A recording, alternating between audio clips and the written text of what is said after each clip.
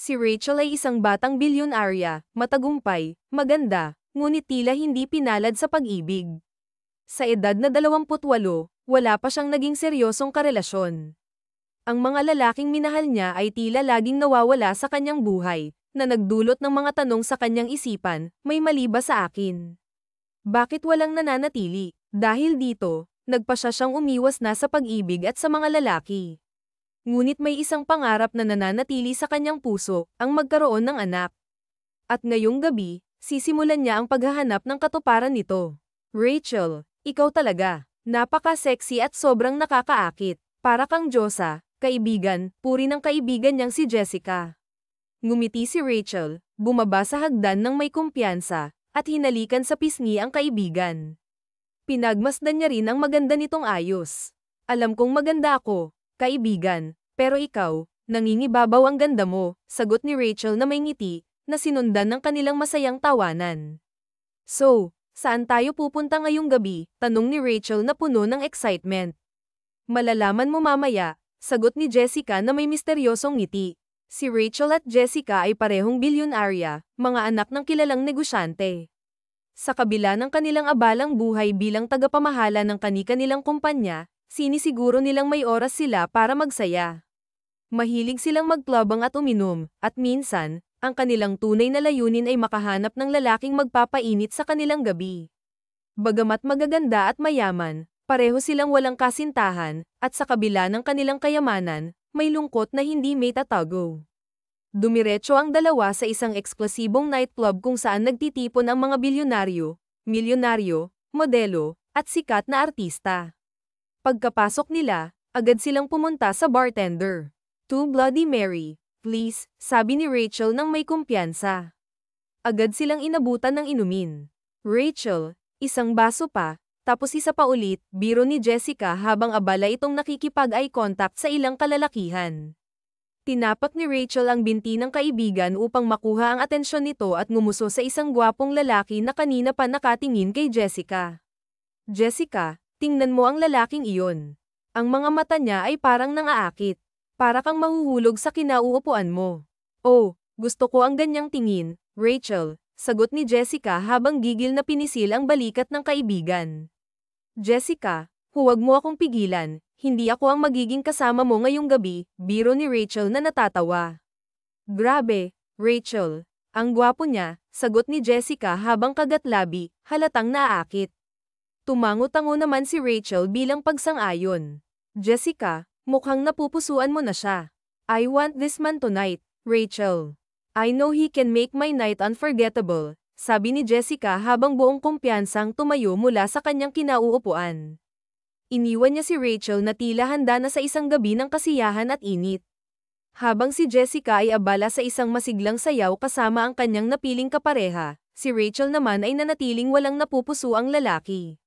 May tatlong lumapit sa kanya, ngunit hindi niya sila nagustuhan, hindi sila ang kanyang tipo. Kaya't nagpasya siyang mag-enjoy na lamang kasama ang kanyang inumin. Sa kalagitnaan ng kanyang pag-inom, nahuli niya ang bartender na panay ang sulyap sa kanya. Nang magtama ang kanilang mga mata, mabilis niyang binawi ang tingin, ngunit hindi nagtagal ay muli niya itong tiningnan. Nginitian niya ito, at nakita niya kung paano ito nag-alangan at bahagyang namula. Isang pilyang ideya ang sumagi sa kanyang isipan. Mahilig pala ako sa mga mahiyain, naisip niya. Huwag kang puro sulyap lang dyan. Nahuli na kita. Ngayon, tingnan mo ako ng diretso at sabihin mo kung ano ang gusto mo, hamon niya sa isip. Dahil wala pa siyang natitipuhan sa gabing iyon, naisip niyang makipaglaro sa inosenteng bartender. Masaya sigurong kalaro ang mga mahiyain, bulong niya sa sarili. "Pasensya na po, ma'am, kung naging bastos ako," nahihiyang sabi ng bartender, halatang naiilang. Cute naman niya, naisip ni Rachel. "Sige na, kung gusto mo talagang mag-sorry, tingnan mo ako katulad ng ginawa mo kanina," malandi niyang tugon. Ngunit nanatiling nakayuko ang lalaki, tila hindi sanay sa ganitong sitwasyon. "Come on, look at me now, boy," muling hamon niya. Bagamat alanganin, naglakas loob ang bartender at tiningnan siya ng diretso sa mga mata. Pasensya na po, ma'am. Ang ganda niyo po kasi kaya napapatingin ako," pautal-yutal na sabi nito. "Oh, That's nothing. Alam ko namang maganda ako, kaya naiintindihan ko ang reaksyon mo, sagot niya na may ngiti. So, ano nga ang pangalan mo? Hindi na po ako boy, ma'am. Man na po ako, kasi hindi na ako bata, sagot ng bartender na may bahagyang kumpiyansa. Napakibit balikat si Rachel sa gulat at natawa ng malakas. Wow, interesting ka pala. You're so entertaining, sagot niya habang nakangiti. So again, what's your name? Lennon po. Lennon po ang pangalan ko, sagot ng bartender. Lennon, ulit ni Rachel habang nakangiti. Iniabot niya ang kanyang kamay bilang pagpapakilala. Sandaling tumitig si Lennon sa kanyang kamay, nag-aalangan kung tatanggapin ba ito. Ngunit sa huli, bilang respeto sa customer at sa magandang babae sa harapan niya, tinanggap niya ito. I'm Rachel, sabi niya na may mapang-akit ng ngiti. Kasabay nito, gumawa siya ng senadoryas gamit ang kanyang daliri, na tila nagsasabing lumapit pa si Lennon. Agad namang naintindihan ng bartender ang nais niya at inilapit ang kanyang tenga sa dalaga. What size are you? Bulong ni Rachel sa kanya. Nanlaki ang mga mata ni Lennon sa tanong na iyon. Agad siyang napaatras at nagtatakang tumitig kay Rachel, tila naguguluhan sa kahulugan ng kanyang sinabi. Large po, ang alin po ba, ma'am? Damit ko po ba o sapatos? Inosenteng tugon ng binata, na nagdulot ng muling paghagalpak ng tawa ng dalaga. Napaka-inosente talaga ng bartender na ito. Sa lahat ng mga lalaking nakilala niya, siya na yata ang pinakawalang mali siya. Ngunit upang mas may parating ang kanyang nais, muling sumenyas ang dalaga at bumulong. What I mean is, yung gitna mo. Is it large? Napaatras ang binata sa gulat. Tila hindi makapaniwala na maririnig niya ang ganoong klaseng tanong mula sa isang magandang babae, edukada at halatang may kaya. Ma'am, nauutal na sagot nito, halatang hindi makahanap ng tamang salita. Ngunit ang dalaga, na may mapang-akit ng ngiti sa kanyang mga labi, ay bahagyang yumuko upang tingnan ang pantalon ng binata. Kitang-kita niya ang umbok nito, at sa kanyang pagtatantya ay malinaw na ang sagot sa kanyang tanong. Oh, I think you really are. Bulong niya habang malagkit ang kanyang tingin sa mga mata ng binata, sinusubukang akitin ito. Pogi naman kasi ang bartender at natitipuhan na niya ito. Sa isip niya, ito na ang lalaking gusto niyang magbigay ng magiging anak niya. Halos hindi makahinga ang binata habang sunod-sunod ang paglunok nito ng laway. Logan, I want you to give me yourself for tonight, diretsong sabi ng dalaga. Give myself po, you mean, ma'am, yung ano? Tanong ng binata, halatang naguguluhan.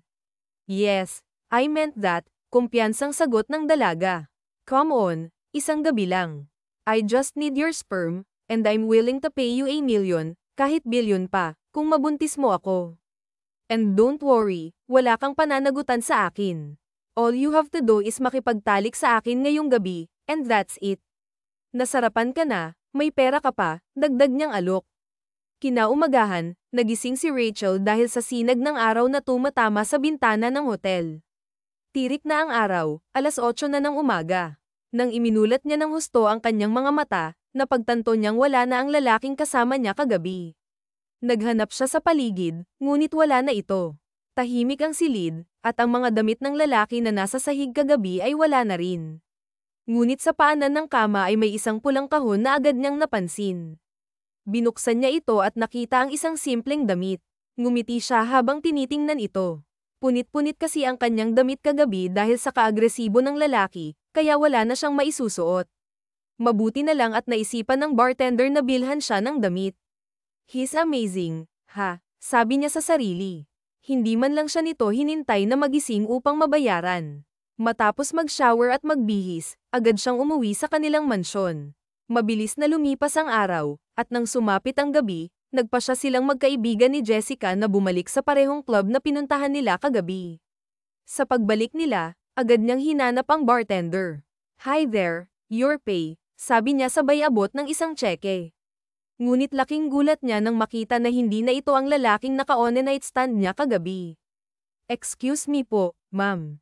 Wala pa po kayong naiinom na alak, mamaya na po ang bayad. Magalang na sambit ng bartender. Bahagyang ngumiti ang dalaga at binawi ang kanyang kamay. Oh, okay. Can I ask you a question? Sure po, ma'am, sagot nito, na tila nagtataka. Nasaan si Logan po? Sino po si Logan? Tanong niya, puno ng interes. Sino po siya? Balik tanong ng bartender, halatang hindi pamilyar sa pangalan. Kumunat ang noo ng dalaga, nagtataka kung bakit tila hindi nito kilala ang lalaki. Si Logan, yung bartender dito kagabi. Kasamahan mo siya, di ba? You should know him, giit niya. Ay ma'am, ako lang po ang bartender dito kagabi. Wala pong ibang nakaschedule, sagot nito na may halong pag-aalangan. Sa puntong iyon, tila nagkaroon ng malaking tanong sa isipan ng dalaga, kung hindi ito si Logan, sino ang lalaking nakasama niya kagabi. Sa mga sumunod na gabi, pabalik-balik si Rachel sa club na iyon, umaasang makita muli si Logan. Ngunit isang buwan na ang lumipas, at hindi niya pa rin ito natagpuan. Naging isang malaking palaisipan sa kanya kung sino talaga ang binata. Sino nga ba ang misteryosong si Logan? Simula nang mangyari iyon, hindi na siya nagkaroon ng interes na makipagrelasyon sa iba. Hindi niya makalimutan ang gabing iyon, ang init at ang koneksyon na naramdaman niya.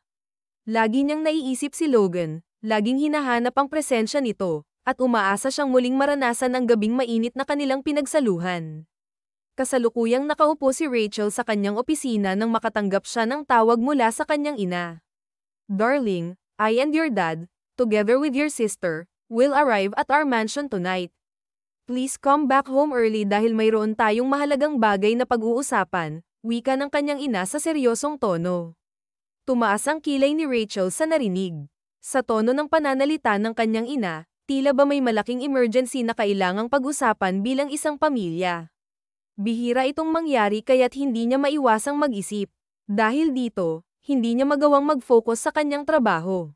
Mom, why does it seem so urgent? Do we have a problem? I know it's not about our company because our company is running good and fine, tanong niya, puno ng pag-aalala. You will know about it tonight. Come on, Mom, tell me. I said you will know it tonight, madiing sagot ng kanyang ina bago ibinaba ang telepono. Naiwang nag-iisip si Rachel kung ano ang posibleng problema ng kanilang pamilya. Ngunit dahil alam niyang hindi ito tungkol sa negosyo, hinayaan na lamang niya ang araw na matapos nang hindi masyadong iniisip ang bagay na iyon. Pagdating niya sa mansyon, agad siyang pinagbuksan ng gate ng kanilang katiwala. Ipinasok niya ang kanyang sasakyan sa garahe at naglakad papasok. Habang naglalakad sa loob ng mansyon, narinig niya ang mga boses mula sa isang silid.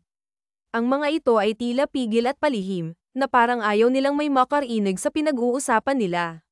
Dahil sa kanyang kuryosidad, sinundan niya ang tunog hanggang sa marating ang lugar kung saan nagmumula ang mga boses. Nagkubli siya sa likod ng isang poste upang hindi makita.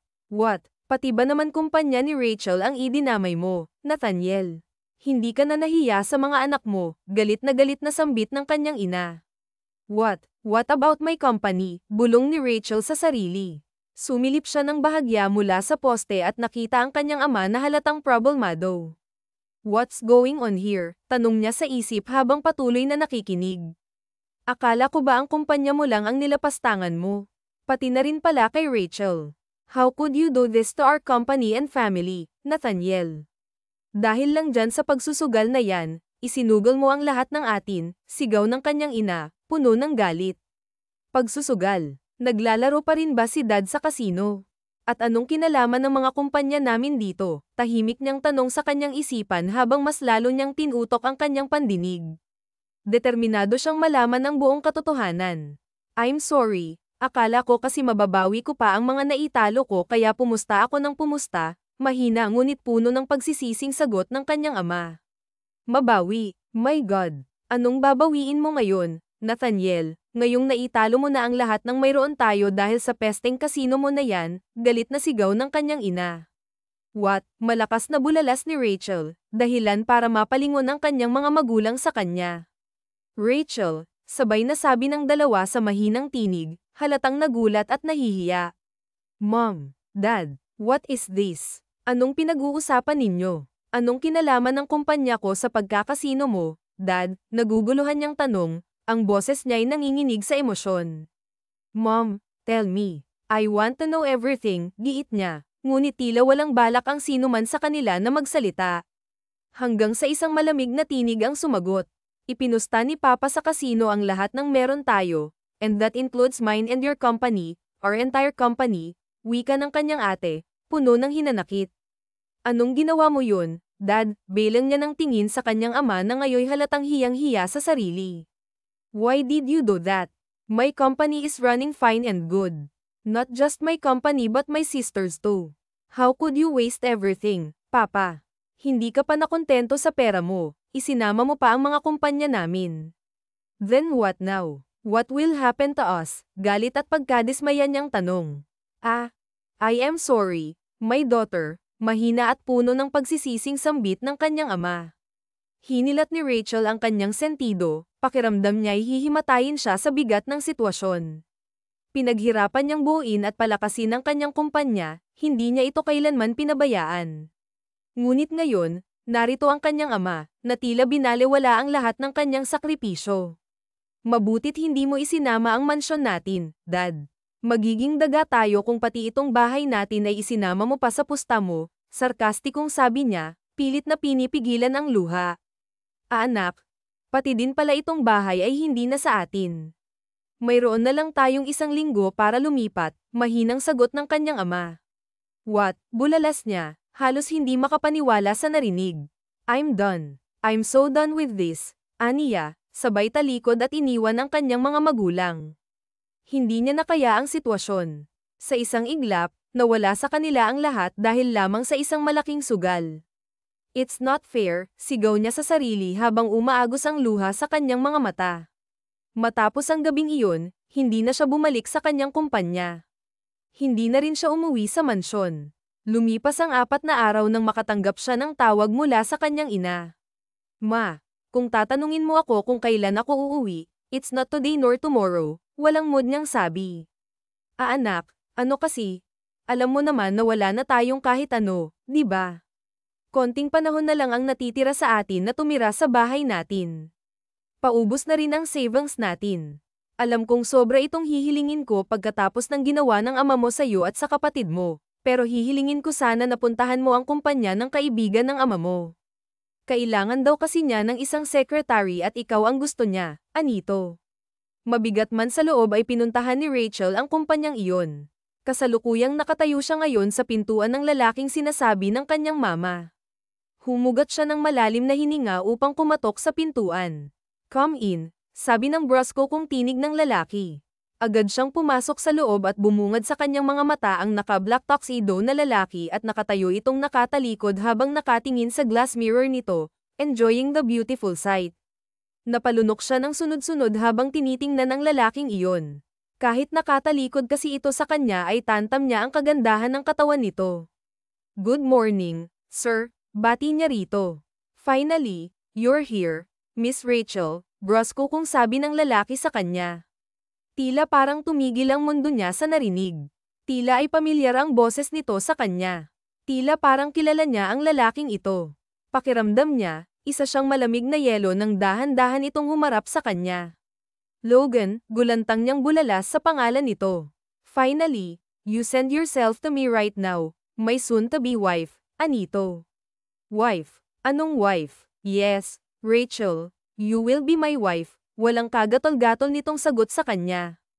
Ha, teka nga lang, bilang sekretarya ang pinunta ko rito, at hindi upang maging asawa ng kahit sino. Aniya rito at naguguluhan sa mga kaganapan ngayon. Ano bang drama to, Lennon? Tsaka ano to? Isa kang bartender na nakaupo sa CEO desk. Alam mo, tama na yang daydreaming mo. Okay lang naman na mangarap ka na maging CEO balang araw pero umalis ka na dyan sa desk ng iba, and call your boss. Because there's no way that a bartender will be a CEO for just 1 month. That's very impossible. Logan Guerrero, I'm Logan Guerrero, your CEO, Anito habang nakatingin ng diretso sa kanyang mga mata. Napalunok siya ng sunod-sunod ng sarili niyang laway. His eyes are so hot and the way he looks at her is dumb crazy. He brings a different charisma. Isa-isa tuloy bumalik sa kanyang isipan ang namagitan sa kanila noon. No way, pailing-iling niyang sambit. Yeah, there is no way. That's your belief, but believe it right now. I am your boss. I am your soon-to-be husband, Anito. Husband, anya at pilyang ngumiti. Nahihibang ka na yata. Sige, kung CEO ka, fine. Pero masyado ka namang baliw kung asawa mo na ako agad. I don't remember na niligawan mo ako. I don't remember that I'm in a serious relationship with you. I don't remember that someone proposed to me. And there's no way that I'm having a husband, mataray niyang sambit. Are you done talking? Seryoso nitong wika. Ano ba kasing pakulo? Ano bang kagaguhan ang sinasabi mo sa akin? Sambit niya at nag-uumpisa na siyang mainis. Come here. Come closer to me. Anito sa dalaga, calling her with his fourth finger. Lumapit ang dalaga sa desk ng binata at may hinalughog lang itong mga papers sa maliit nitong kahon. Here, look at these papers. Anito at isa-isang inilapag sa table ang mga papeles. Napakaunting tingin ni Rachel sa mga papers na hinalungkat nito na ngayon ay nasa mesa na. Look at it. You want to know the answer right now. Look at those papers. Napatitig ang dalaga sa mga papeles. What are you waiting for? Dugtong nito at isa-isang binasa ni Rachel ang mga nakalahad sa mga papeles.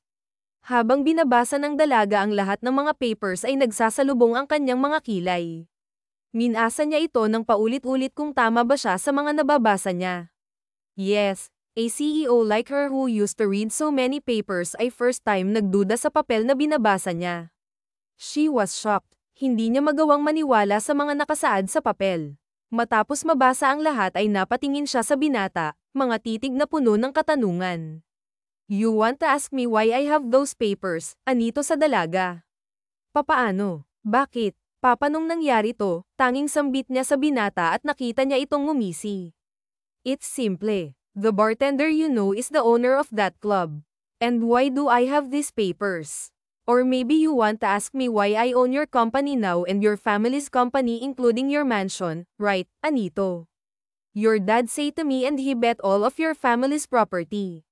That's why I have those papers. Do you want to know why your mama sent you here? Dugtong nito. Pagkasabi ng mga katagang iyon ay tila namimilipit ang mga bituka ng dalaga. Tila parang nanuyot ang lalamunan niya, parang tumigil ang mundo niya. Wala pa nga itong sinasabi sa kanya pero parang winawasak na nito ang kanyang buong kaluluwa. Your daddy willing to bring back all of your property to his very own hand. He doesn't want to experience poverty and you know what he did. It was you, Anito. Ikaw ang kapalit ng lahat. He will own his company again without any hassle. Wika nito at hinawakan nito ang baba ng dalaga at pinaasya nito sa kanya. Look at me in my eyes so you will understand what my lips will say. Dugtong nito habang si Rachel naman ay titig na titig sa mga mata ng lalaki. He looks at her like he already owned her entire life. Your dad and I had a very special agreement, and it was you. He rippled for everything, mapapasakan niya, pero kapalit ang kanyang isang prinsesa, and that princess is you, baby, Anito sa dalaga and he kissed her neck. Nanlamig ang buong katawan ng dalaga sa nalaman. It can't be. There is no way na ipagpapalit ako ni Papa dahil lang sa pera. Anak niya ako, mahal niya ako, ani niya sa kanyang isipan. And then she realized na adopted lang pala siya ng mga ito. Her face is covered by sadness and tears. Hindi na nga niya napigilan ang lumuha sa harapan ng lalaki. Don't go to me, princess. I'm not my dad's princess, ampun niya lang ako. I'm not important to him, that is why I'm here in front of you, being bargained, ani niya sa lalaki with full of pain into her voice. Ano bang tungkulin ko sa'yo? Ang paligayahin ka. Sige, I will make your manhood happy right now, right here in your office, wika niya at isa-isang binuksan ang mga butones ng kanyang damit sa harapan ng lalaki. Stop, kumando nito nang makita nito na binuksan ng dalaga ang zipper ng pantalon nito. Ngunit hindi nakinig ang dalaga. I said stop, dumagundong nitong wika.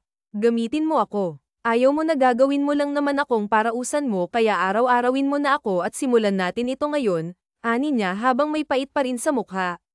I said stop it, Anito sa galit na tinig. Wear your clothes. Wear it. You are here to be my wife, not as my war, sabi nito at isinuot sa dalaga ang mga damit nito.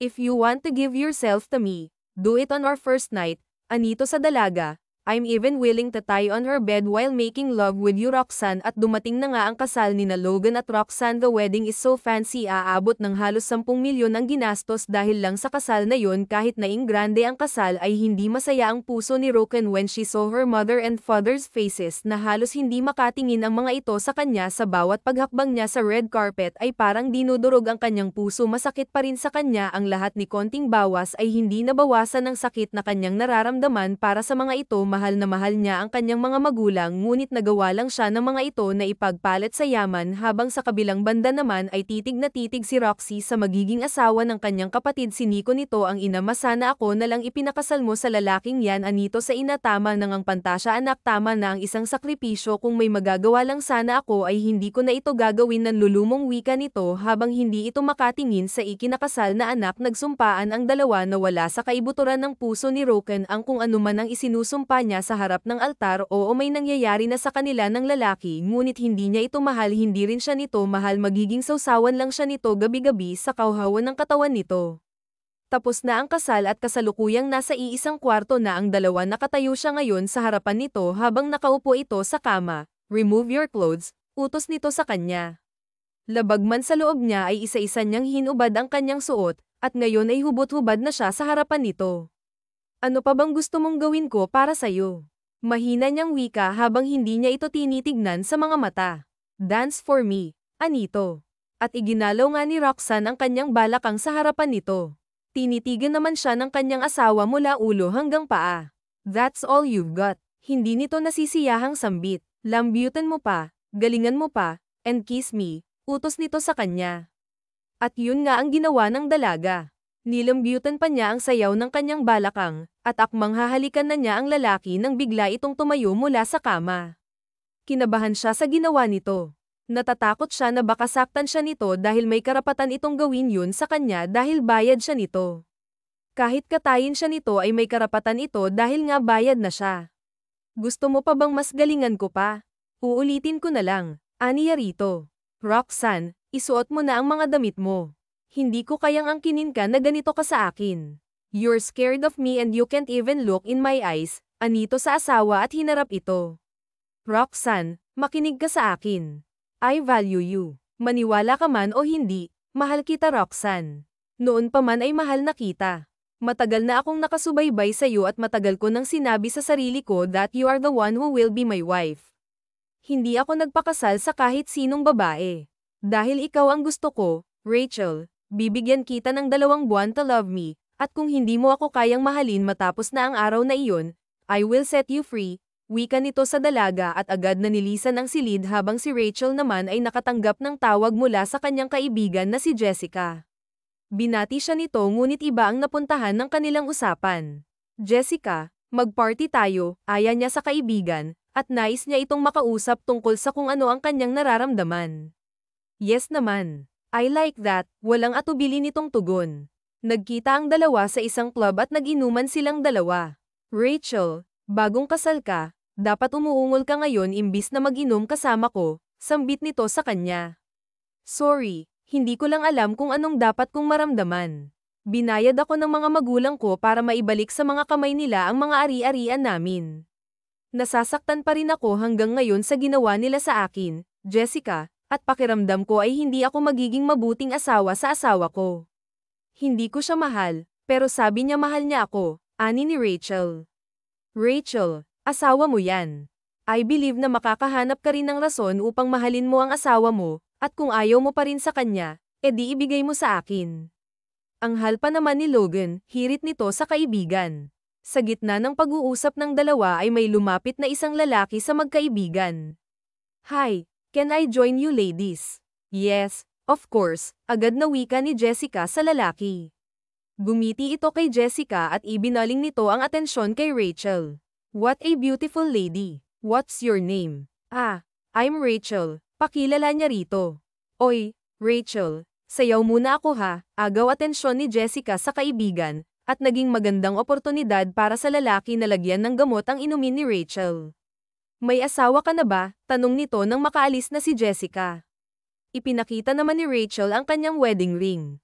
Yes, meron na akong asawa, sagot niya at kinuha ang inumin niya.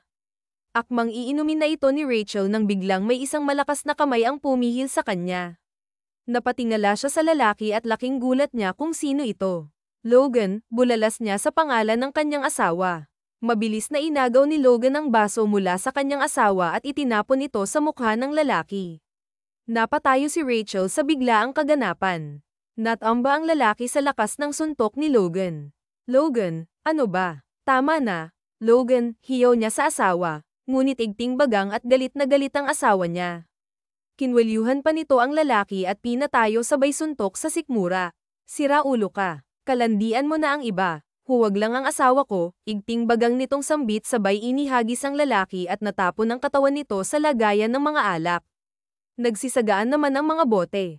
Nang matagal makatayo ang lalaki, bumunot si Logan ng pera mula sa kanyang wallet at inilapag ito sa harap ng bartender. For damages, anito, at sobra-sobrang pera ang inilapag niya sa harap nito sabay hila sa kamay ng kanyang asawa. Logan, bitawan mo nga ako. Logan, ano ba? Masakit, reklamo niya sa masakit na pagkakahawak ni Logan sa kanyang kamay. Ngunit wala itong imik at hila-hila pa rin siya nito palabas ng club.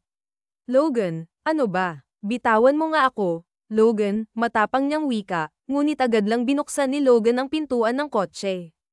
Ayaw sumakay ni Rachel sa kotse nito. Sinabing bitawan mo ako, aniya sabay bawiin ang kanyang kamay rito. Galit naman siyang hinarap ni Logan sa puntong ito'y binalot ng lamig ang buong katawan ni Rachel. Ang kamalditahan niya'y biglang tumiklop nang makita niya ang galit sa mga mata ng asawa. Get in the car, matigas nitong sambit. Ayoko. Ano bang problema? I said, get in the car now, mariing utos nito. Nagulat si Rachel sa mabagsik na boses ng kanyang asawa, para itong nagpalit ng anyo. Kaya napapikit na lang siya ng kanyang mata at nakapako ang kanyang mga paa sa kanyang kinatatayuan at halos ayaw nang humakbang ang kanyang mga paa dahil sa takot. Don't you hear me? I said get in the car. Get in the car now, ulit nitong utos sa asawa, at mabilis na natauhan si Rachel at sumakay sa kotse nito. Sa gitna ng biyahe ay walang imik ang dalawa ngunit nasa kay Rachel pa rin ang takot. Tahimik ang asawa niya ngunit bakas pa rin sa mata at mukha nito ang galit. Gusto man niyang magsalita ngunit hindi na niya tinangka pa. Pagkarating nila ng bahay ay hinayla pa rin siya ni Logan papasok sa kanilang pamamahay. Binitawan siya nito at mahigpit siya nitong niyakap. Nagulat si Rachel sa ginawa nito kung bakit siya nito niyakap, kanina lang ay halos kainin siya nito ng buhay dahil sa galit. I'm sorry, honey. I'm sorry for yelling at you. I didn't mean it. I don't know how to handle my anger when I saw that stupid man putting something in your drink. Nag-alala ako ng sobra para sa'yo, anito sa asawa, at hindi na malaya ni Rachel na kusang na pala siyang yumayakap sa bisig ng kanyang asawa at kusang tumulo ang kanyang mga luha mula sa kanyang mga mata. Nasa isipan niya rin ang takot ng sinigawan siya ng kanyang asawa kanina. I know. I scare you. I'm sorry. I won't do it again. Ani ni Logan sa asawa. Pwede bang huwag mo na akong sigawan ulit? Humihikbi niyang sabi sa asawa. I promise, I won't. I won't ever again, sagot nito. Bagong kasal sina Rachel at Logan, ngunit walang apoy ng pagmamahalan sa pagitan nilang dalawa. Ang mansyon na tinitirahan nila ay tahimik at tila mga pipi ang nakatira. Nangangapa pa si Rachel kung paano maging isang asawa sa mabuti niyang kapareha. Kasalukuyang nasa pagkainan ng dalawa at ni konting pag-uusap ay wala sila. Han, basag katahimikan ni Logan. May pupuntahan pala ako ngayon. Titignan ko ang isang gubat na ibinebenta sa akin ngayon ng kakilala ko. Maganda raw yung gawing resort. Samahan mo naman ako, masuyo nitong aya sa asawa. Sige, maikli niyang sagot. Tahimik nga ang pagsasama nila ni Logan pero ni isang beses ay hindi siya nito pinilit na makipagtalik. Nirerespeto siya nito at kung tutuusin ay mabuti itong asawa sa kanya kaya siguro ay bibigyan niya ng pagkakataon na mahalin niya ang asawa. Nasa likod sila ngayon ng kanilang mansyon at may dalawang private chopper ang nakaparada doon. Logan, bakit dalawang chopper? Tanong niya. Akala ko tayo lang. I guess hindi lang kayo. Kasama rin ako, wika ng isang lalaki na nasa pilot seat. Napatingin si Rachel sa lalaki at nagpalipat-lipat ang kanyang tingin sa lalaki at sa kanyang asawa. May kakambal ka, Logan, aniya sa asawa dahil hindi naman niya nakita ang lalaking ito sa araw ng kasal nila ng kanyang asawa. Bumaba ang kakambal ni Logan mula sa chopper. Hi, I'm Lucas, your husband's twin brother, wika ng lalaki sabay lahad ng kamay sa babae. Malugod naman iyong tinanggap ni Rachel. Bro, magaling kang pumili. Kung hindi mo ito asawa, ay magugustuhan ko rin ito, pilyo nitong wika sa nakatatandang kapatid. I wonder kung sinong babae kaya ang magpapatino sa'yo, Lucas, anito sa kapatid. Logan and Lucas is way too different. Kung loyal si Logan, ay playboy naman si Lucas. Let's go. Ayan ang babaeng nasa chopper. Maganda ito at sexy. Napatitig naman si Logan sa kapatid. Huwag mong gawing hotel ang chopper ko, Lucas. You're too late, brother. Pilyo nitong sagot at tinalikuran ng kapatid. Agad itong sumakay sa chopper at ito mismo ang nagsilbing piloto ng chopper nito, habang si Logan at Rachel naman ay nakasakay na sa isang chopper. Logan, ikaw ang magiging piloto nito. Bakit wala tayong ibang kasama? Kanyang tanong sa asawa, ngunit isang mariin na halik sa labi ang isinagot nito sa kanya. Mga halik na kay lalim. Sinunggaban pa siya nito ng isa pang halik at napapikit na lang siya ng kanyang mga mata. For almost 3 weeks nilang pagsasama ay ito pa lang ang pagkakataon na hinalikan siya nito sa labi. Hinawakan ni Logan ang mukha ng asawa. Don't call me Logan. Asawa mo ako. Tawagin mo ako as your honey or husband, please. I want to be part of your life. Tingnan mo ako na asawa mo. Huwag yung bartender na naka-one night stand mo, Rachel. Pakiusap, nitong sambit sa asawa at agad na pinaandar ang chopper, ready to leave. Pinona lang nila ang chopper ni Lucas at sumunod na sila. Habang abala si Logan sa chopper ay titig naman si Rachel sa mukha nito. Hindi na niya namamalayan nang umingiti na pala siya habang nakatingin sa mukha ng kanyang asawa. Humahanga siya sa kabaitan ng kanyang asawa at halos ayaw niyang lubayan ito ng tingin dahil sa taglay nitong kakaibang karisma. Ngayon lang niya natitigan ito ng husto at ngayon lang niya napagtanto kung gaano ito kamatipunong lalaki. Do you start loving me, my wife? Remembering my inch by inch. May ngiti sa labing wika nito at tiningnan ang asawa. Agad namang nagbawi ng tingin si Rachel. Ah, maganda palang tanawin dito, ani ng asawa upang iwasan ang tanong nito. Talagang maganda pero mas maganda pa doon sa pupuntahan natin. Pero mas maganda ang katabi ko, hirit niya sa asawa at napatingin si Rachel. Nagtama ang kanilang mga mata. Tila nanlamig ang buong katawan ni Rachel dahil sa titig na yun ni Logan sa kanya. Mga titig na nagtatangi sa kanya. You're beautiful, my wife. Dugtong nito. Logan, ano ka ba? Diyan ka nga tumingin sa dinadaanan natin. Kinakabahan ako sa'yo. Aniya rito. Honey. It's honey. Call me your honey. Rachel, muling paalala nito sa asawa. Ang pamamasyal nila ay nagoon ng magandang dulot. Mas nagkaroon ng pagkakataon na mag-usap ang mag-asawa. Kapwa na enjoy din nila ang kanilang pamamasyal kasama ang isa't isa. Sa gitna ng pamamasyal ay nakatanggap ng radio call si Logan mula sa kakambal. Logan, mauna na kaming umuwi. Maganda ang ere na to kaya kung ako sa'yo, kunin mo na, anito sa kapatid. Gusto din naman ito ng asawa ko kaya kukunin ko ito. Sige na, mauna na kayong umuwi at susunod kami, turan niya rito at agad na lumiko pa uwi ang chopper ni Lucas habang sina Logan at Rachel naman ay nag-ikot-ikot pa saglit bago sila umuwi. Paalis na sila sa naturang area nang biglang nagtaka si Logan sa naging takbo ng chopper. Nagpaikot-ikot ito sa ere. Logan, anong nangyayari? Logan, magka-crash ba tayo? Kinakabahang tanong ni Rachel sa asawa habang napahawak siya sa isang braso nito. Relax, we are running out of fuel. Kalmado niyang sabi rito. Pina-check niya ito sa kanyang tauhan bago ito ginamit pero pamalya ata ang kanyang tauhan. Ano? Running out of fuel na pala tapos gusto mo akong mag-relax. Natatakot nitong sambit sa asawa. Rachel, please relax para hindi ako mataranta. Anito sa asawa ngunit nagsisisigaw na ito sa ere. Logan, sigaw ni Rachel habang pabulusok ang sinasakyan nilang chopper. Habang si Logan naman ay kasalukuyang kausap ang kapatid sa kabilang linya. We need your help, Lucas. Our plane is having a problem and it's crashing. Anito sa kapatid. Ano, Logan? Anong area kayo? Nasaan kayo? Babalikan ko kayo, nag-aalala nitong tanong. I don't know, Logan, naluluhang sigaw ni Rachel. Nagpabagsak na ang kanilang chopper. Naisip ni Rachel na mamamatay na sila ng kanyang asawa habang si Logan naman ay sinisikap niyang huwag silang bumulusok sa lupa. Hope I made it in time, aniya sa kanyang sarili at sinisikap na sa tubig sila babagsak sabay malakas na bumulusok ang kanilang chopper sa tubig. Agad na binaling ni Logan ang kanyang atensyon sa kanyang asawa. Kinuha niya ito at mabilis silang umahan sa tubig. Mabuti na lamang at hindi kalayuan sa kanila ang pampang. Honey, alalang tawag niya sa asawa nang mahiga ito sa buhangin. Agad niyang kinuha ang radio na nakasabit sa kanyang pantalon ngunit wala itong signal. Napasapaw siya sa kanyang ulo at problemado siya sa kung ano ang mangyayari sa kanila ng kanyang asawa.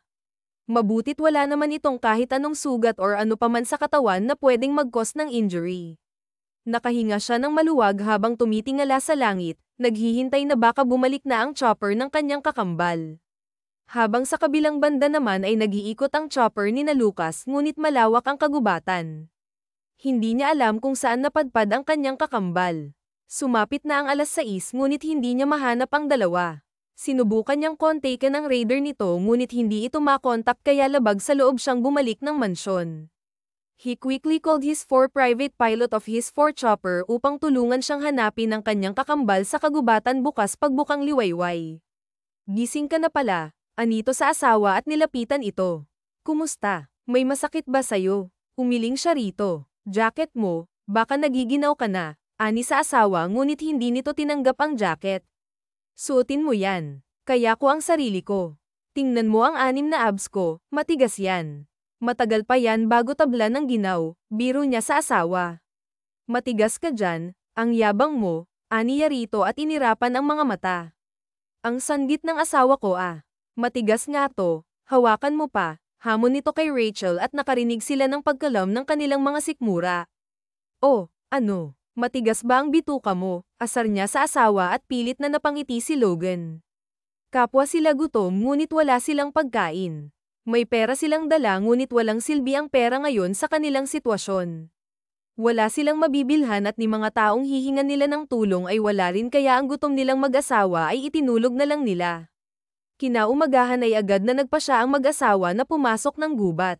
Nagbabaka sakali sila na may mahanap sila na kahit anong prutas upang pangtawid ng gutom.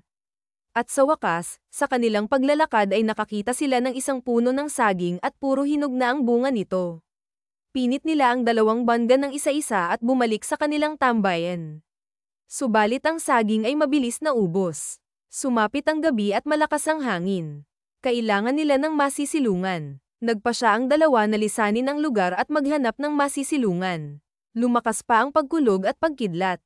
Mas lumakas din ang pagbulusok ng ulan at kapwa silang basang-basa sa ulan. Nakakita sila ng isang natumbang malaking puno at sapat upang pagsilungan nila ngunit nasa tawid ito ng ilog. Malakas ang agos ng ilog at may malalaking bato. Kaya mo bang tumawid? Tanong ni Logan sa asawa na nag-aatubiling tumawid. Kakayanin ko, sagot niya rito ngunit pansin ni Logan na takot ang kanyang asawa na tumawid kaya walang paabi niya itong binuhat. Kunwari ka pa, nandito naman ako, ani niya sa asawa habang karga-karga ito habang tinatawid ang masungit na ilog. Ungol ni Logan nang may matalim siyang kung anong naapakan sa kanyang paanan. Logan, anong nangyari? Ibaba mo ako, titignan ko, nag-aalala niyang sabi sa asawa. Huwag na, kaya ko. Baka mapano ka pa rito. Gabi na, malalim na ang tubig sa unahan, ani niya sa asawa at binunot ang kanyang paa mula sa tumusok rito. Napangiwi siya sa sobrang sakit ngunit pinilit pa rin niyang makayanan ang lahat at matagumpay silang nakatawid sa ilog. Inilapag niya ang kanyang asawa sa lupa at sabay silang sumilong sa ilalim ng malaking puno. Sa bawat pagkidlat ay naaaninag ni Rachel ang dami ng dugo na lumalabas mula sa talampakan ng kanyang asawa kaya't mas nag-alala siya para rito. Logan, akin na nga ang paa mo, tingnan ko. Huwag na ako na, honey, please, aniya sa asawa at napangiti si Logan nang tawagin siya nitong honey. Kailangan ko pa palang masugatan bago mo ako tawaging honey. Kung alam ko lang sana ng mas maaga ay matagal na sana akong nagpasugot, pilyo itong sabi at walang ingat na dinampot ni Rachel ang paa ng kanyang asawa kaya napaungol ito dahil sa sakit. Dahan-dahan naman, reklamo nito. Ang dami mo kasing alam, Mata rin niyang wika rito subalit palihim siyang napangiti. Ewan ba niya pero sa bawat hirit sa kanya ng kanyang asawa ay kinikilig siya. Kinapaka pa ni Rachel ang sugat ng asawa at may naramdaman siyang matigas sa paa nito. May naiwan palang matigas na bagay sa loob ng paa nito. Isang malaking tinik. Huhugutan ko ah. Masakit to kaya tiisin mo. Alala niya sa asawa sabay hugot ng tinik sa loob ng paa nito. Napasigaw naman ng walang ingay si Logan dahil sa bigla ang ginawa ng asawa. Ha naman. Sisigat pa sana ako eh. Nagpaalala ka pa sa akin kung diniretso mo rin pa ang bubunutin, nakangiwi nitong sabi sa asawa. Ganun talaga para hindi masyadong masakit, dapat biglain, rason ito. Punit ni Rachel ang kanyang damit upang atali sa sugat ng asawa. Rachel, huwag na, wala ka ng damit. Baka mapano ka pa. Kailangan nating talian ang sugat mo, baka mapasukan pa to ng dumi at baka maimpeksyon pa. Wala tayong dalang medisina. Hindi natin alam kung kailan tayo makakaalis rito.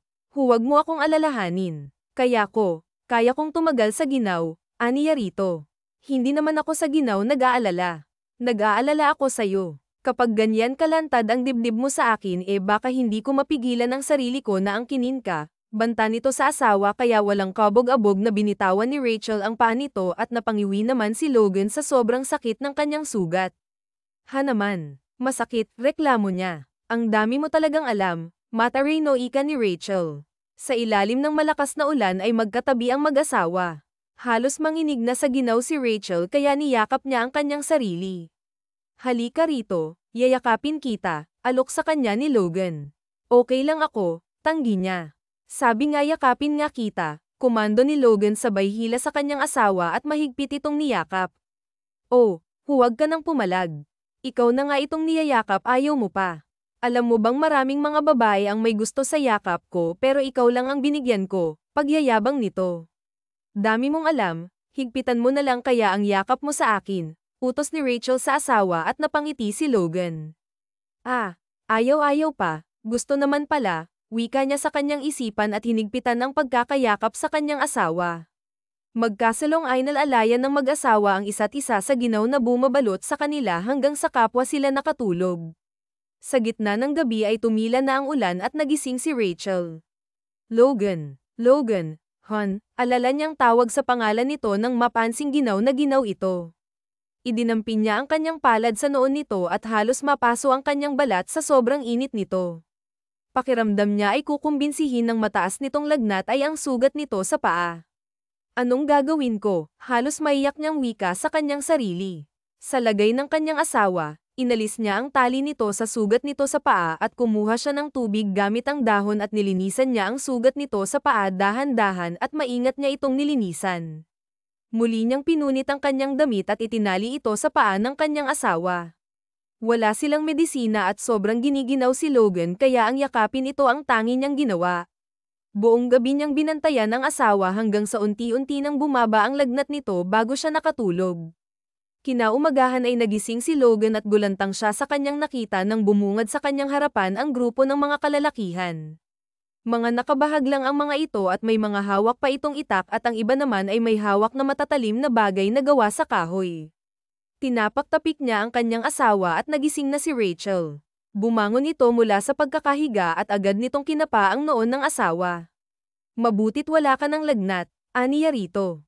Rachel, nasa kapahamakan yata tayo. Wika ni Logan sa asawa at napatingin si Rachel sa gawi kung saan nakatingin si Logan. Gaya ni Logan ay nagulantang rin si Rachel sa mga nakita. Logan, sino sila? Natatakot na wika ni Rachel nang makita ang mga kalalakihan na may hawak na mga mapanganib na armas. Hindi ko alam, tingin ko ay isa silang tribo, sagot niya sa asawa. Sumenyas ang tila leader ng grupo at walang kagatol-gatol silang pinagdadampot ng mga ito. Nagsisisigaw si Rachel at sinubukan pang lumaban ni Logan subalit mahina siya at hindi siya makagalaw ng maayos dahil sa malalim na sugat sa kanyang paa. Dinala sila ng mga ito sa kuta ng mga ito. Iniharap sila ng mga ito sa lalaking itinuturing nilang nakatataas. Sino ang mga taong ito? Masuring tanong ng pinuno sa kanyang nasasakupan. Hindi po namin sila kilala. Nang dakpin namin sila'y wala silang mga kahit anong mga armas. Parang hindi naman sila mapanganib na tao, wika ng isa at napatitig ang pinuno kay Logan. Itong lalaki, gusto ko siya. Gusto ko siyang maging asawa ng anak ko. Gusto ko ang maganda niyang mata. Magbibigay siya ng magandang lahi sa atin, wika nito na ikinaalma ni Rachel. Hindi po maaari. He is my husband at hindi niyo siya pwedeng ipakasal sa anak ninyo, apila niya rito. Napangiti si Logan sa sinabi ng asawa. Mahal mo na ba ako, Rachel? Aniya na may saya sa tinig. Hindi pa. Ginagawa ko lang para hindi ka maging asawa ng iba. Paano na ako kung wala ka? Pagsisinungaling niya kahit ang totoo ay may namumuong pag-ibig sa puso niya para sa asawa. Husband. Ano ang husband? Tak ang tanong ng pinuno at hindi nito alam kung ano ang ibig sabihin ng husband. Husband, asawa, kabiyak ng aking puso, sagot ni Rachel sa pinuno. Babae, wala akong pakialam kung ikaw ay asawa niya. Ang gusto ko ay ang lalaking yan. Isa siyang magandang lalaki at natitiyak kong mabibigyan niya kami ng magandang lahi, anito sa kanya. Nasaan na si Jenna? Tanong ng pinuno sa kanyang nasasakupan. Wala siya rito. Pinuno. Baka bala sa pangangaso, wika ng isa. Bamantong hining ang pinuno. Matigas talaga ang ulo ng anak ko. Sige, ikulong ang babaeng yan hiwalay sa kulungan ng lalaki. Bukas idadaos ang kasal ng aking anak sa lalaking ito. Hanapin niyo ang aking anak, utos ng pinuno na agad naman itong sinunod ng dalawang lalaki. Habang sa kabilang banda naman ay kasalukuyang nasa ere si Lucas mula sa itaas ay natatanaw niya ang chopper na nasa tubig at shock niyang chopper iyon ang kanyang kapatid. Agad niyang inilapag ang kanyang chopper kasama ang 4 ng mga tauhan niya, hindi na niya kasama ang ibang pilot niya dahil inutusan niya ang mga ito na magpahinga na dahil mga walang maayos na pahinga ang mga ito. Logan, Rachel, tawag niya sa pangalan ng mga ito ngunit walang nagpapakita sa kanila. Wala na ata sila rito kaya maghiwa-hiwalay tayong lahat doon kayo at dito ako magpaputok lang kayo ng baril kung nakita nyo na sila, bilin niya sa kanyang mga tauhan at sabay nilang pinasok ang kagubatan. Sa tagal ng paghahanap-hanap ay wala pang barilang pumuputok, isang hudyat na hindi pa nakikita ang dalawa. Napapasok na ni Lucas ang pusod ng kagubatan. Nauuhaw siya at nakarinig siya ng isang lagaslas ng batis kaya tinungo niya ang lugar na iyon. Habang sa distansyang pagitan ay natatanaw niya ang batis at namamangha siya sa ganda ng lugar. Akala mo'y mga damo at ang ganda ng falls na tinatamaan ng sikat ng araw na mas nagpapaganda sa lugar. Mas inilapit pa niya ang kanyang sarili sa batis nang biglang makarinig siya ng isang magandang himig. Nagtaka siya at hinanap niya ang taong nagmamay-ari ng himig na yon. Kay gandang babae, namamanghang wika ni Lucas nang masaksihan niya ang ganda ng isang babaeng naliligo sa batis habang kumakanta. Nakatalikod ito ngunit kitang-kita niya ang ganda ng katawan nito. Inihakbang pa niya ang kanyang mga paa nang biglang may naapakan siyang isang maliit na sanga na naglikha ng ingay. Sino yan? May tao ba dyan? Gimbal na wika ng dalaga sa batis at ginala nito ang kanyang mata sa paligid. Nakita niya ang isang binata na nasa ilalim ng puno. Sino ka? Padabog nitong bigkas sa lalaki at dali-daling kinuha ang kanyang kasuotan at isinuot ito sa kanyang katawan. Malaki at pagalit na hakbang siyang lumapit sa lalaki. Bastos ka. Isa kang bastos na lalaki. Taga saan ka? Bakit iba ang iyong kasuotan? At ano yang hawak mo? Usisa ng wika ng dalaga. Binibini, hindi kita sinisilipan. Nais ko lang uminom sa batis na yan dahil nauuhaw na ako. Aniya sa dalaga na may mga titig para sa kanya na puno ng paghihinala at kilatis. Tila ang tingin nito sa kanya ay isang mapanganib na tao.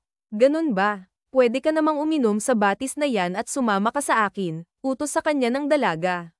May hinahanap pa ako, magandang dilag, kaya hindi ako pwedeng sumama sa'yo, aniya rito. Tsaka mo na hanapin ang hinahanap mo kapag napanagutan mo na ako. Napanaginip ang buhok mo, dugtong niya. Nandito na ang aking mga kasamahan. Papatayin ka nila kung hindi mo ako pananagutan sa aming tribo. Kung sino ang makakita sa hubot-hubad na katawan ng babae ay pananagutan niya ito, sinadya man o hindi, kaya sumama ka sa akin. Kapag hindi ka sumama sa akin ay mamamatay ka, anito sa binata at nakita ni Lucas ang mga kalalakihang papunta sa gawin nila at batid niyang kasamahan ito ng babae. Binata, sumama ka sa akin. Kailangan ko lang din ang tulong mo. Ipakakasal ako ni ama sa taong hindi ko mahal at labis ang tanda sa akin. Kung wala akong may haharap sa kanya, kaya pakiusap, tulungan mo ako at tutulungan kita. Kabisado ko ang kagubatan kaya masisigurado kong matutulungan kita. Kapag napakasalan mo ako'y patatakasin din kita pagdating ng panahon na mabigyan mo ako ng anak. Pakiusap, nito sa binata. Binibini, hindi pwede ang gusto mo, tanggi niya. Nolly, Akon, dalhin niyo ang binatang ito dahil siya ang mapapangasawa ko. Nakita na niyang hubad ang katawan ko kaya may pananagutan siya sa akin, wika ng dalaga sa mga kalalakihan. Nagtataka naman ang dalawa habang nakatitig ang mga ito kay Lucas kaya nagtaka din ang dalaga. Bakit hindi niyo pa siya dinala? Tanong nito sa mga kasamahan. Prinsesa Jenna, siya nga po ang mapapangasawa mo pero hindi namin alam kung bakit siya nakawala sa kanyang kulungan at iba na ang kanyang pananamit, sagot ni Akon. Anong ibig niyong sabihin? Dikit kilay na tanong ng dalaga. Dinakip na namin ang lalaking ito at itong lalaki na ito ang nais ng iyong ama para sa'yo. May kasama pa nga itong isang maputing babae at may sugat pa ang lalaking ito sa talampakan. Pero hindi ko maaari kung bakit tila parang wala na siyang sugat sa talampakan.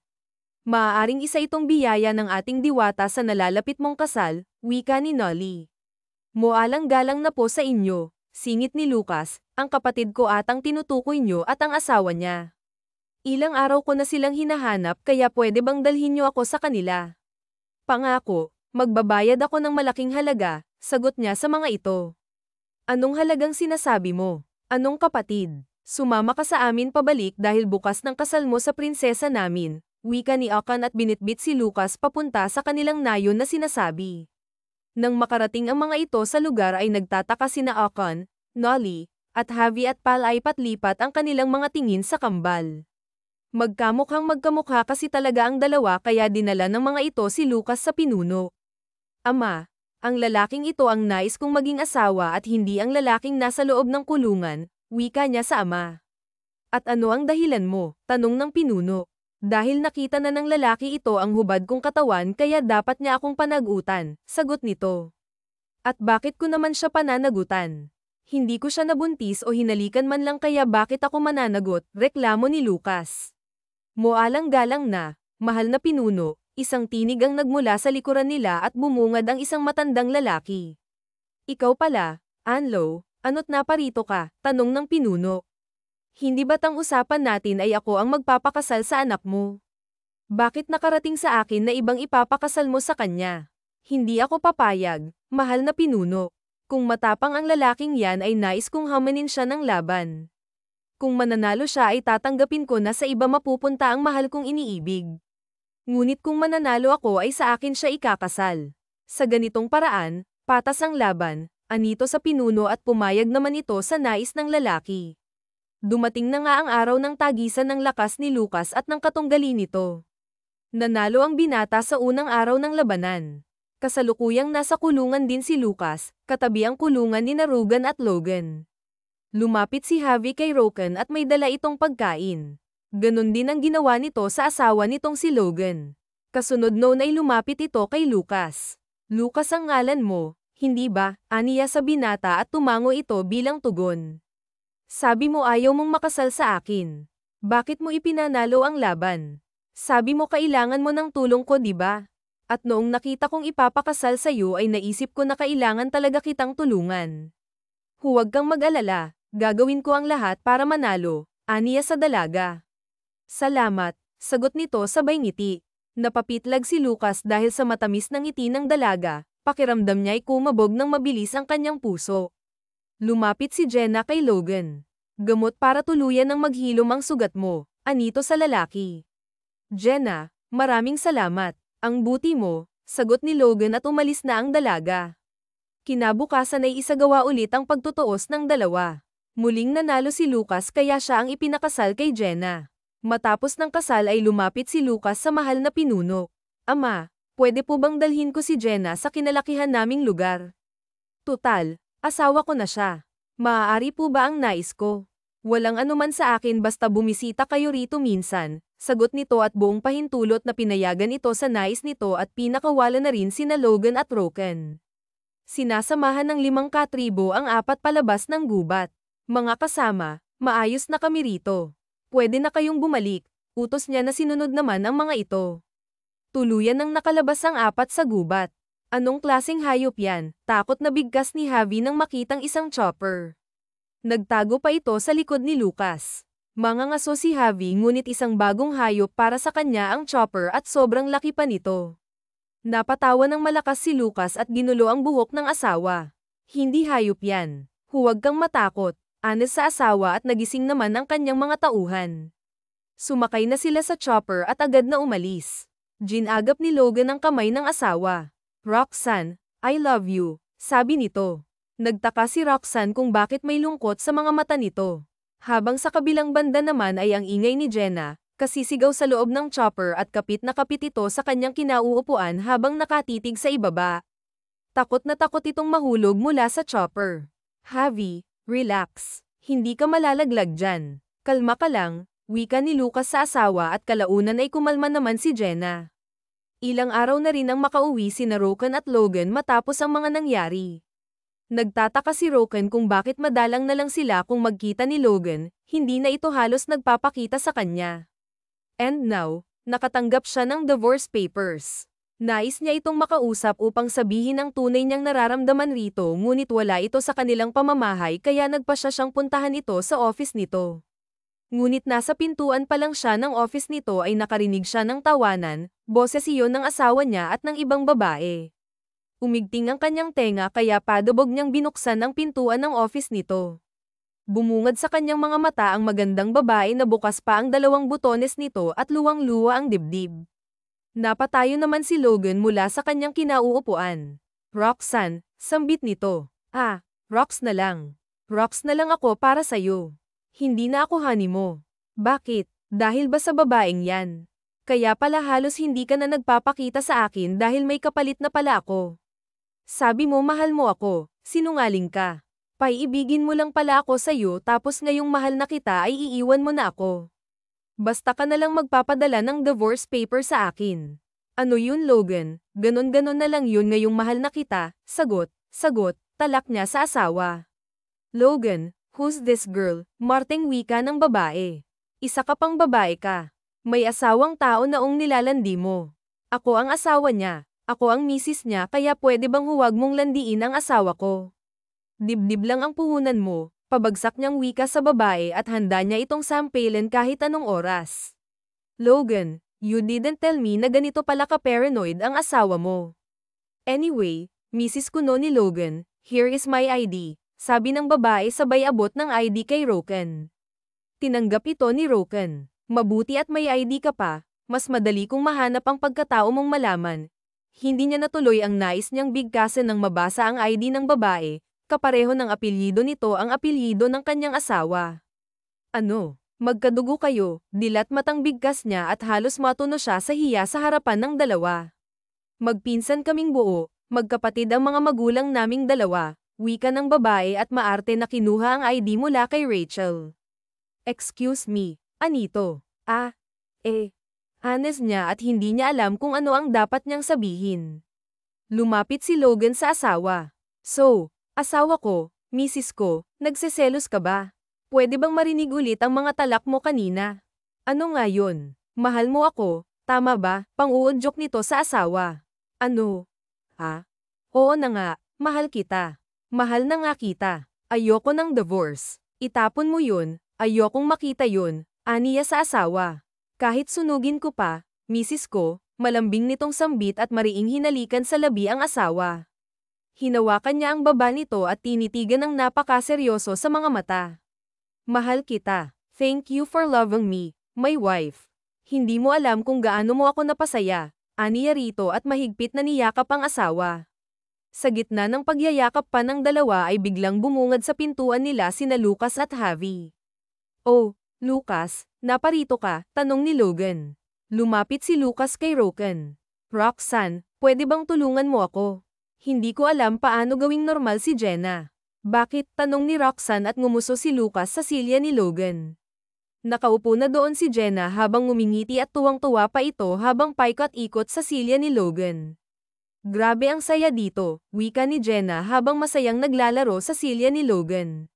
Kanina, alam niyo ba, napadaan kami kanina sa isang fish pond malapit sa daan. Alam niyo ba kung anong ginawa niya? Tumalon siya at nanghuli ng isda. Kumas yung wika ni Lucas kay Roken, sabay namang nagtawanan si Logan at Roken at naiiling na lang sa nakakaawang itsura ni Lucas na bakas ang konsumisyon sa kanyang asawang si Jenna. Huwag kang mag-alala Lucas, ako ang bahala sa kanya, sagot naman ni Rachel at commendat pa ito kay Lucas na tila ba siya ang magiging fairy godmother ng asawa nito. Makalipas pa ang isang buwan, ngayon ay nasa harap na ng pari si Logan at Rachel.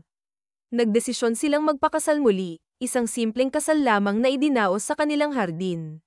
Hindi man ito ganoon kabongga, at least ngayon ay masasabi na nilang tunay ang kanilang magiging sumpaan sa isa't isa.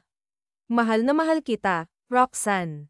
Ikaw ang babaeng pinapangarap ko noon pa man. Nagpapasalamat ako na natutunan mo akong mahalin. At pinapangako ko na aalagaan kita habang ako'y nabubuhay, yan ang matamis na sumpa ni Logan sa kanyang asawa. Pagkatapos ay hinalikan ito sa labi at isang masigabong palakpakan ang namutawi sa kapaligiran. Wakas.